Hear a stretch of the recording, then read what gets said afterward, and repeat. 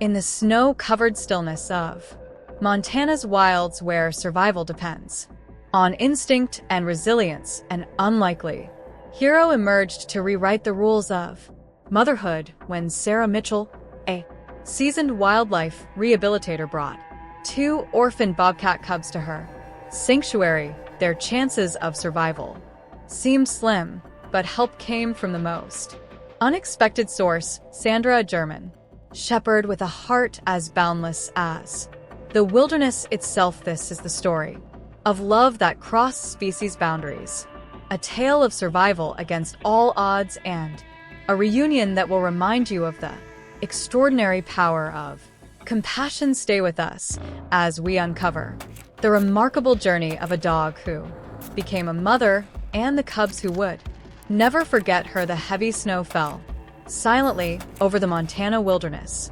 each flake adding to the thick white blanket that had already transformed the landscape into an endless sea of white.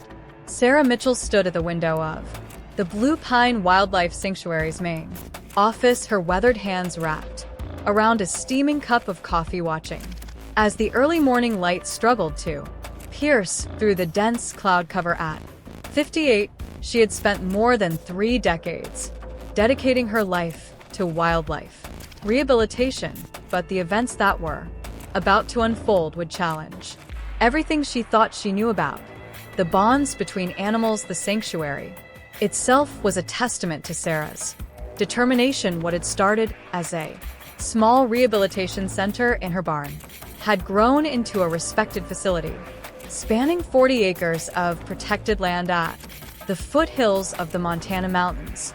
The main building, constructed from local timber and stone, housed state-of-the-art medical facilities, while various specialized enclosures dotted the property, each designed to meet the specific needs of different species.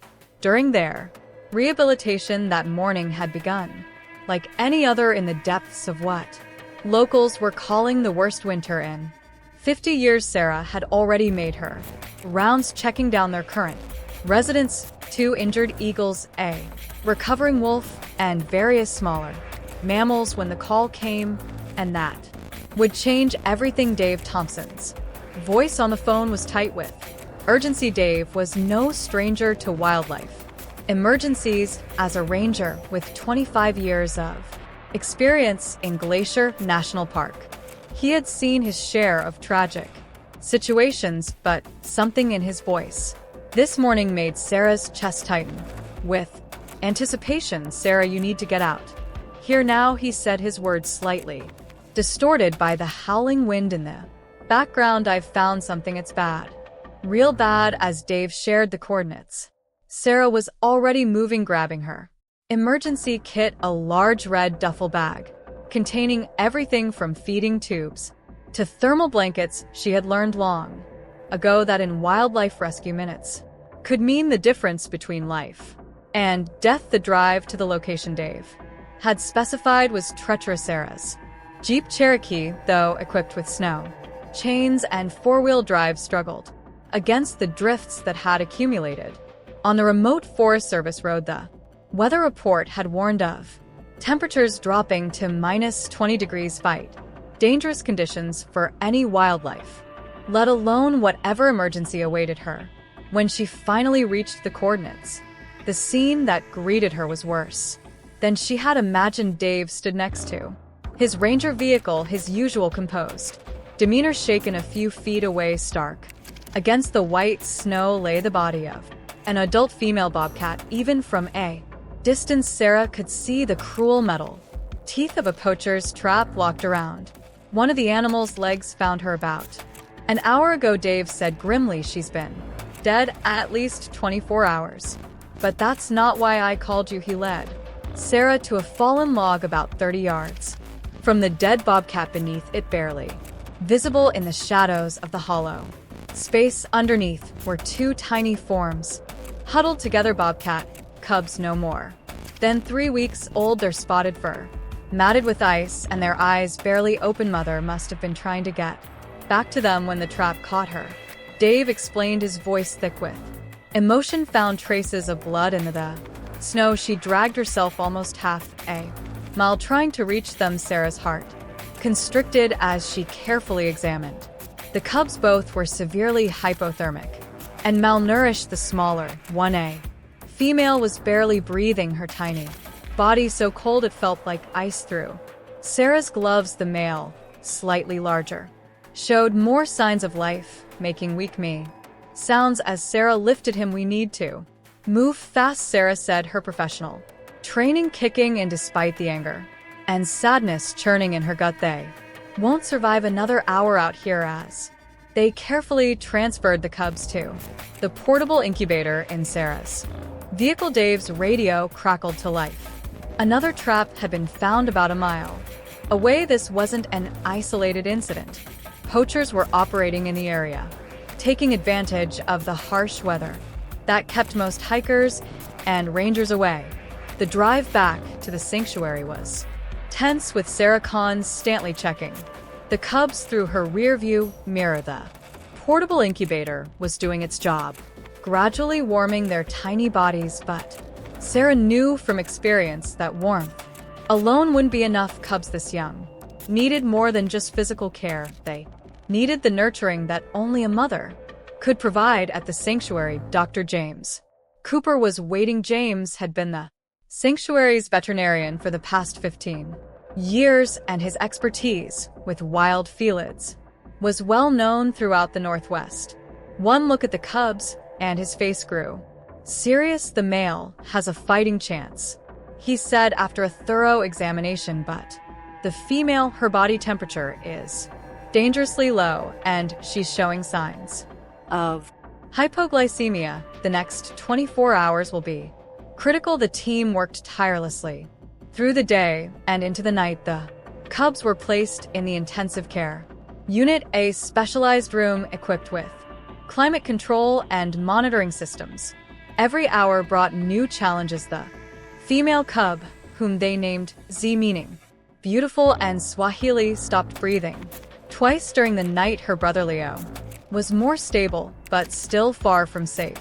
It was during one of these crisis moments as Sarah watched Dr. Cooper and his team fighting to restore Z's breathing for the second time that she thought of Sandra. Sandra had come to the sanctuary 3 years earlier under circumstances that had seemed tragic at the time, but now felt like destiny.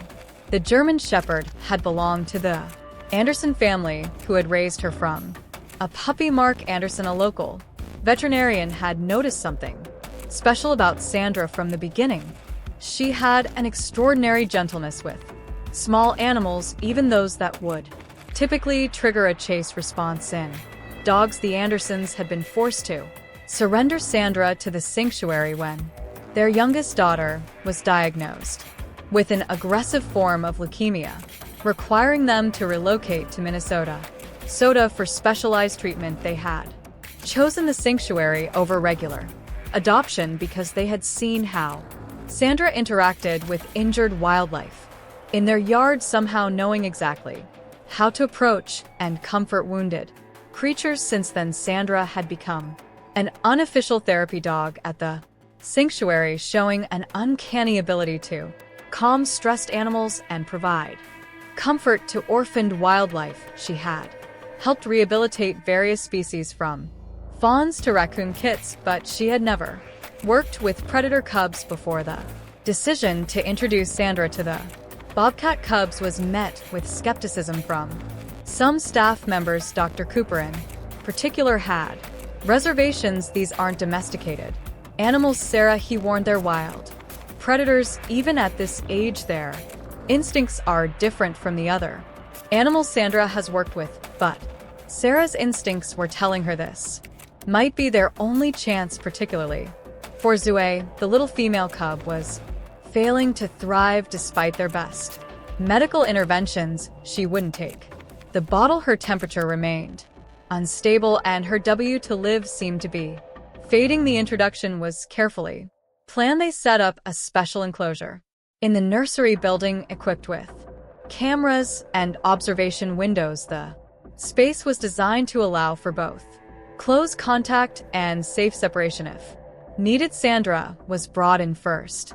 allowed to familiarize herself with the space while the cubs remained in there. In cub inatter, what happened next would be documented in numerous veterinary journals and wildlife rehabilitation papers. Sanders' reaction to the cubs defied every expectation. Instead of showing excitement or anxiety, she became incredibly still, watching the incubator with an intensity that spoke of something deeper than mere curiosity.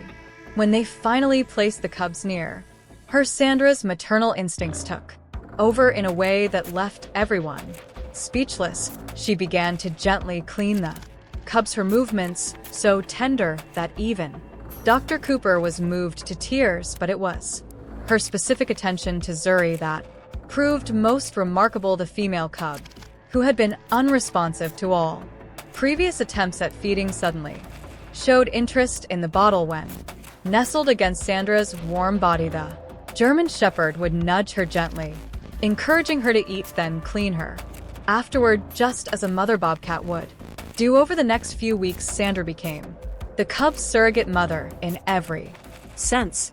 She stayed with them constantly, only leaving for brief necessary breaks. Under her care, both cubs began to flourish. Leo grew stronger each day, his personality emerging as playful and adventurous. Zuri, though still smaller than her brother, transformed from a barely surviving cub into an active, engaged kit. The sanctuary staff maintained careful protocols to ensure the cubs wouldn't become too domesticated, while Sandra provided the emotional support and basic nurturing they needed. Their care was structured to prepare them for eventual release. They were fed a specialized diet formulated for wild bobcats, and human contact was kept to a minimum. Word of the unusual family spread throughout the wildlife rehabilitation community. Researchers and scientists began visiting the sanctuary to document this unprecedented case of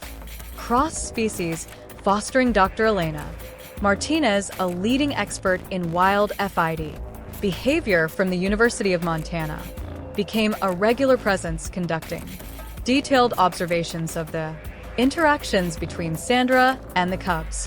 What we're witnessing here is extraordinary, Dr. Martinez noted in her research journal. The cubs are developing all the natural behaviors we would expect to see in bobcat kittens raised by their biological mother, yet they're learning these behaviors from a domestic dog. Sandra seems to instinctively understand how to encourage their wild nature while providing the nurturing they need. As spring are bringing with it the first warm days of the year, the cubs' development accelerated. They began showing hunting behaviors, stalking birds through their enclosure window and pouncing on enrichment toys. Sandra watched these developments with what seemed like pride, though she would still intervene if their play became too rough with each other. But tragedy wasn't done with the little family yet. In late spring, just as the cubs were beginning to show signs of independence, Sandra fell ill. What started as lethargy quickly progressed to something more serious. Dr. Cooper's diagnosis was devastating: advanced lymphoma, likely present but undetected. When she first came to the sanctuary, the decision to begin chemotherapy was difficult. The treatment would mean Sandra would need to be separated from the cubs for extended periods, both for her own safety and theirs. The separation proved harder than anyone had anticipated. The cubs, particularly Zuri, became distressed when Sandra wasn't present, and Sandra would pace anxiously when she could hear them crying for her. During this time, the sanctuary staff worked tirelessly to maintain the cubs' development while supporting Sonda through her treatment. They set up a special observation area where Sandra could watch the cubs during her stronger days, and the cubs seemed to understand something was different, becoming calmer and more gentle when allowed brief visits with their surrogate mother. Against all odds, Sandra's strength began to return. The chemotherapy was working, though it had taken a toll on her body. Her one stick coat had thinned and she had lost weight, but her gentle spirit remained unchanged. As she recovered, she was gradually allowed to spend more time with the cubs, though their interactions had to be carefully monitored to protect her compromised immune system. By late summer, both Sandra's health and the cubs' development had reached a crucial point. The cubs were now juvenile bobcats, their spotted coats gleaming with health, their movements showing the natural grace of their species. The time had come to begin their transition to the wild, a process that would prove emotional for everyone involved. The chosen release site was a protected area within the Cabinet Mountains wilderness, known for its healthy bobcat population and abundant prey. The transition would be gradual, using a soft release method where the cubs would first be moved to a large enclosure at the release site, allowing them to acclimate to their new environment while still receiving supplemental feeding. The day the cubs were transferred to the mountain facility was difficult for everyone, especially Sandra. Though her health had improved, she was still recovering, and the emotional stress of the separation was visible.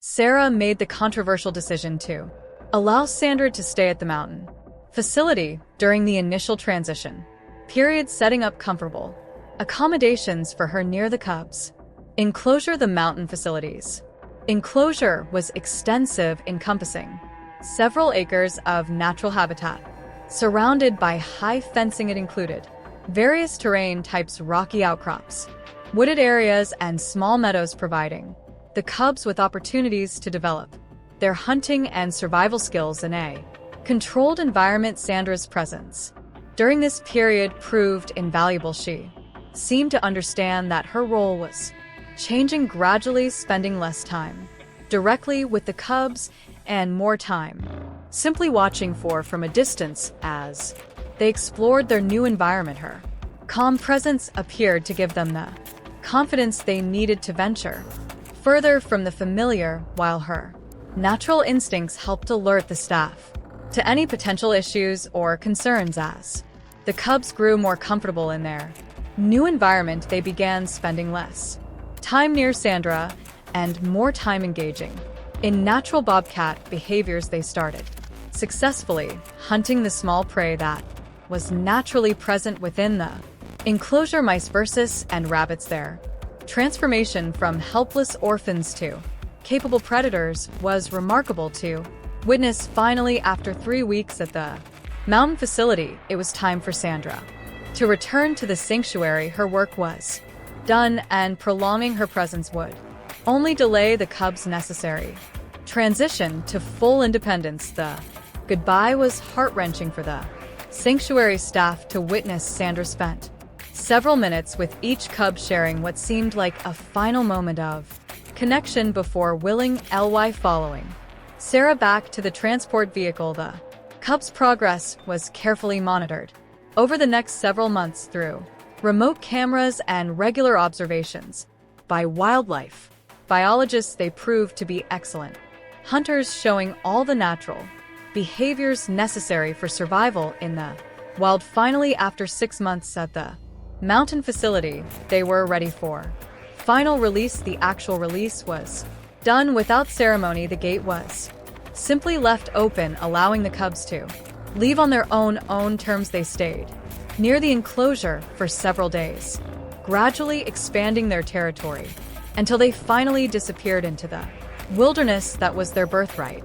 Back at the sanctuary, Sandra's health continued to improve, defying the initial prognosis that had given her only months to live. The veterinary team credited her remarkable recovery not just to the medical treatment, but to her extraordinary will to live and the sense of purpose she had found in her role as a surrogate mother. 3 years passed, during which the success of Leo and Z's rehabilitation led to the establishment of the Sandra Protocol at Blue Pine Wildlife Sanctuary. The program, which carefully screened domestic dogs for potential surrogate work with orphan wild animals, helped save numerous other young animals, though none quite as dramatic as the Bobcat cubs. Then, 5 years after the release, an extraordinary event occurred that would provide a touching epilogue to this remarkable story. Sarah had brought Andra, now in her senior years, but still healthy, to the release side as part of a documentary being filmed about the sanctuary's work. As they walked the perimeter of the property, they heard a distinctive sound in the underbrush. 2 adult bobcats emerged into the clearing, a male and a female. They kept their distance but showed none of the fear typically associated with wild bobcats. Encountering humans and dogs, Sandra, who had been calmly walking beside Sarah, stopped and sat down, her ears forward but her posture relaxed. The female bobcat, whom Sarah was certain was Siri, took a few steps forward, her nose testing the air for several long moments. Surrogate mother and adopted daughter shared a look of what could only be described as recognition. Then, as quietly as they had appeared, the bobcats melted back into the forest. The story of Sandra, Leo, and Zoe became more than just a tale of wildlife rehabilitation. It stood as a testament to the extraordinary capacity for love and nurturing that exists in the animal kingdom, proving that sometimes the most powerful bonds are the ones that defy our expectations. Sandra lived to the remarkable age of 14, spending her final years as a beloved presence at the sanctuary. Her legacy lives onto the Sandra Initiative, which has revolutionized wildlife rehabilitation practices across North America. The program has helped save hundreds of orphaned wild animals through carefully managed surrogate relationships, though none quite as remarkable as the German Shepherd, who became mother to 2 bobcat cubs. Today, visitors to the Blue Pine Wildlife Sanctuary can find a beautiful brown statue of Sandra with 2 bobcat cubs, created by a local artist and placed in the sanctuary's memorial garden. The inscription reads, "Love knows no boundaries," in memory of Sandra, who taught us that family is not defined by species but by the capacity of the heart to love. In the Cabinet Mountains, Leo and Zur continue to be occasionally spotted by researchers and wildlife photographers. They remain a living testament to the success of their unconventional upbringing, proving that sometimes the most extraordinary solutions can be found in the most unlikely places. Their story has inspired countless wildlife rehabilitation centers to think differently about how they care for orphaned animals, and it continues to touch the hearts of everyone who hears it. It reminds us that in a world often divided by boundaries and differences, love and compassion can bridge even the wildest of gaps. The legacy of Sandra and her bobcat cubs lives on in every successful wildlife rehabilitation, in every cross-species bond that helps save a life, and in the hearts of all those who believe that love truly knows no bounds. It stands as a reminder that even in our darkest moments, whether facing death, separation, or seemingly insurmountable odds, the power of love and connection can light the way forward. In the end, this remarkable story teaches us that mother love knows no bounds, not of species, not of convention, and certainly not of expectation. It reminds us that sometimes the most beautiful relationships are the ones that challenge our understanding of what's possible, and that in the space between what we think should be and what actually is, miracles can happen. The impact of Sandra's story continues to ripple through the wildlife rehabilitation community. In the decade since the events unfolded, the Sandra Initiative has grown into an international program with wildlife centers from Canada to Australia, implementing variations of the protocol. The scientific papers documenting Sandra's case have been cited in countless studies on animal behavior and cross-species bonding. Dr. Martinez, who had documented the original case, went on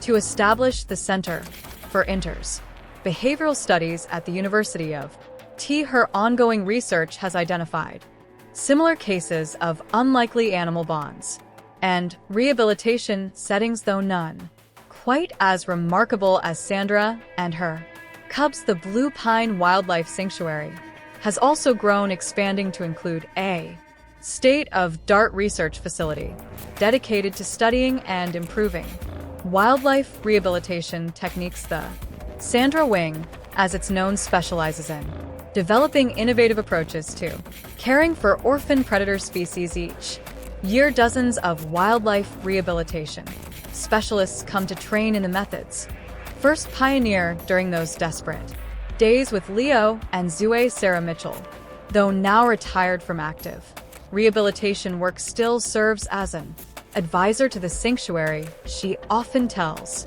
new staff members about the night she thought they would lose Zoe and how Sandra's unwavering devotion turned the tide. In all my years of wildlife work, she says, I've never seen anything quite like it Sandra didn't just save their lives, she taught us all something about the true meaning of motherhood. The poaching incident that claimed the cubs' mother did lead to some positive changes. Increased public awareness and stricter enforcement efforts in the Glacier National Park region have resulted in a significant decline in wildlife poaching. The local community, moved by the story of the cubs and their surrogate mother, formed a volunteer wildlife protection group that works closely with park rangers to monitor and report suspicious activities.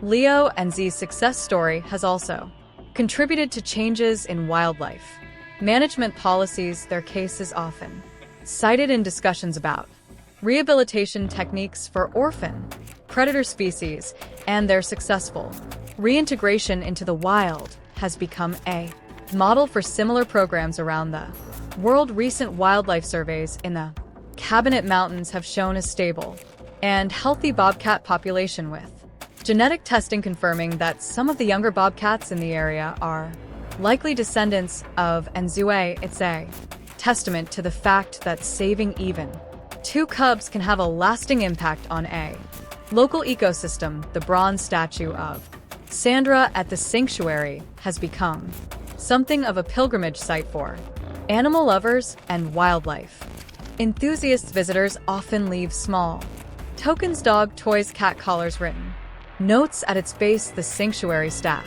collect these items monthly and donate them to local animal shelters, ensuring that Sandra's legacy of love continues to help animals in need. Each year, on the anniversary of the cubs' rescue, the sanctuary holds a special event called Sandra's Day. It's a celebration of unconventional families and the power of compassion, featuring educational programs about wildlife rehabilitation and the importance of protecting wild spaces. Children from local schools come to learn about wildlife conservation, and many are inspired to pursue careers in animal care. The Anderson family, who had to give up Sandra D to their daughter's illness, found their own happiness in this story as well. Their daughter recovered from her leukemia, and they eventually moved back to Montana. They became regular volunteers at the sanctuary, helping to care for new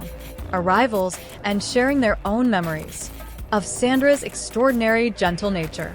As for the Cabinet Mountains wilderness, where Leo and Zoe made their home, it remains a testament to the importance of preserving wild spaces. The area has been designated as a special wildlife studies zone, where researchers continue to monitor the bobcat population and document the long-term success of rehabilitation programs. The story of Sandra and her bobcat cubs reminds us that in our complex and often troubled world, love still has the power to transcend boundaries and overcome seemingly impossible odds. It teaches us that family isn't always about blood or species. Sometimes it's about the simple act of showing up day after day with an open heart and unwavering dedication. In the end, this remarkable tale isn't just about a dog who mowed bobcat cubs. It's about the extraordinary capacity for love that exists in all living beings and the miracles that can happen when we open ourselves to possibilities that seem to defy the natural order. It stands as a reminder that even in our darkest moments, hope can come from the most unexpected sources, and that the bonds we forge in times of adversity can last a lifetime. Sandra's legacy lives on in every successful wildlife rehabilitation, in every cross-species connection that helps save a life, and in the hearts of all those who believe that love truly knows no bounds. Her story continues to inspire new generations of wildlife rehabilitators, reminding them that sometimes the best solutions to seemingly impossible problems come not from textbooks or conventional wisdom, but from the heart's capacity to love beyond boundaries. And somewhere in the wild places of Montana, the descendants of two orphan bobcat cubs continue to roam free, carrying forward the legacy of an extraordinary German shepherd who taught us all that motherhood is not about species or circumstance. It's about love, pure and simple, given freely and without conditions.